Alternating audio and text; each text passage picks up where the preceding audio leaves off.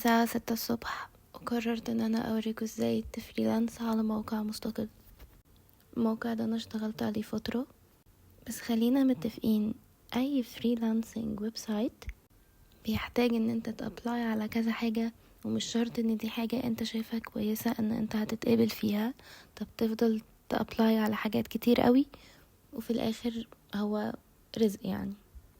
زي مثلا ان في هنا وظيفة خدمة عملاء، والميزانية بتاعتها من 100 ل250 دولار. في من جنب بيكون فلتر، انت بتفلتر بيه تختار ايه. انا بختار الحاجات اللي انا عايزاها. فمثلا هنا كنت مختارة برمجة برضو، فلقيت ان احنا نقدر نعمل ملف اكسل، ودي كانت من 25 ل50 دولار. وبس كده. follow for more.